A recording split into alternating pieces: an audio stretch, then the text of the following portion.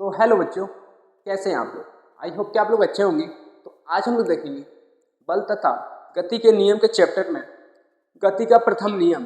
गति का प्रथम नियम क्या है, सबको पता है। इस नियम को कौन दिए थे? आइजैक न्यूटन दिए थे ना।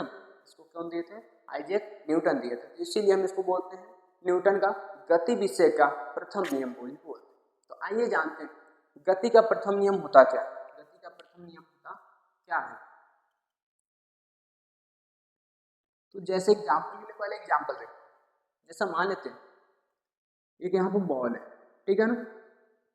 ये बॉल है, अब यहाँ पर रखी हुई है, ठीक है। तो किस अवस्था में? तो ये विराम की अवस्था, विराम अवस्था, ये विराम अवस्था में। तो ये विराम अवस्था में तो क्या इस पर अगर हम कोई बल ना लगाए तो गति करेगी? नहीं करेगी। मतलब अगर कोई वस्तु विराम अवस्था में तो उसी अवस्था में रहना चाहिए जब तक उसको कोई बाह्य कार्य न करे, जब तक उसको कोई बाह्य कार्य न करे। अब देखते हैं दूसरा एग्जाम्पल। जैसे मान लेते हैं एक कार है, ठीक है। क्या है? एक कार है, ऐसे होगा कार।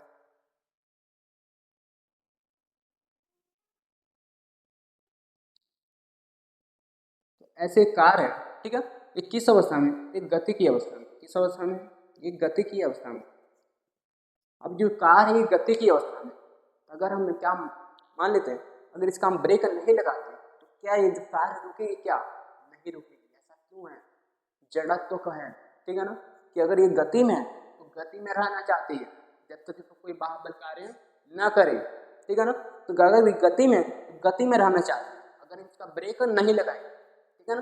तो यही है, अगर कोई विराम में है तो विराम में रहना चाहती है जब तक उसको बाह्य बल कार्य न करे। अगर कोई गति में है तो गति में ही रहना चाहती है कि जब तक उसको कोई बाह्य बल कार्य न करे।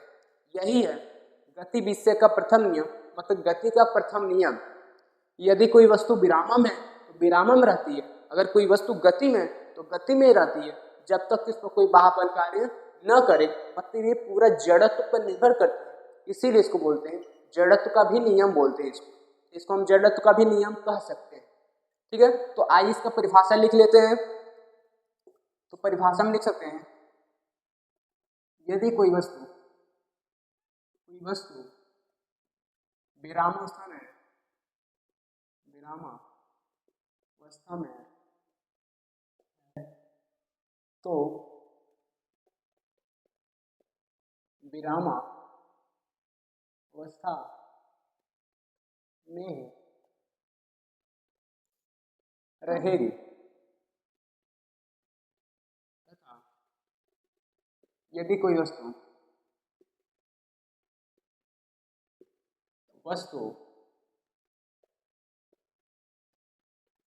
गति अवस्था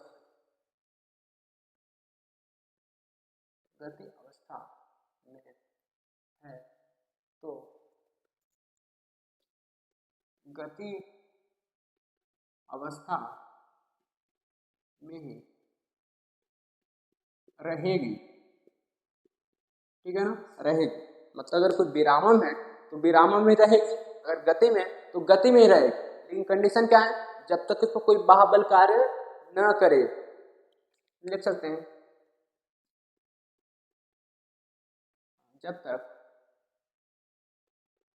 जब तक उस पर कोई बाह्य बल, मतलब बाहरी बल, बाह्य का मतलब है बाहरी बल कार्य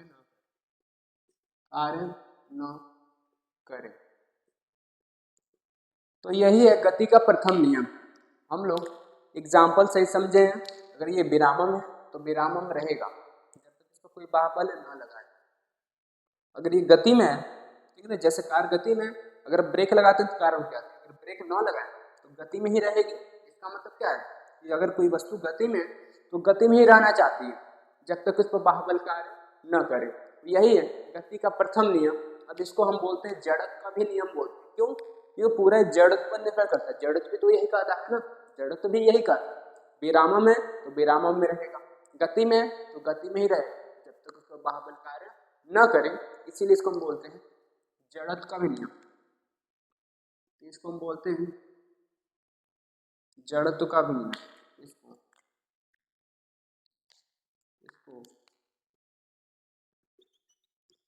जड़त्व का नियम भी कहा जाता है,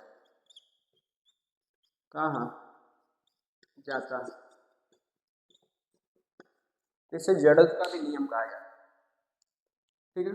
और हम जानते हैं न्यूटन दिए थे, इसीलिए हम इसको बोल सकते हैं न्यूटन के गति विषय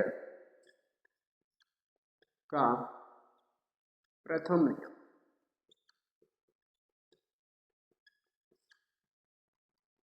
तो इसको हम 3 नाम से आते हैं, गति का प्रथम नियम, जड़त्व का नियम भी कहते हैं, और न्यूटन के गति विषय का प्रथम नियम भी बोलते हैं। तो यही था गति का प्रथम नियम, बहुत आसान था, ठीक है।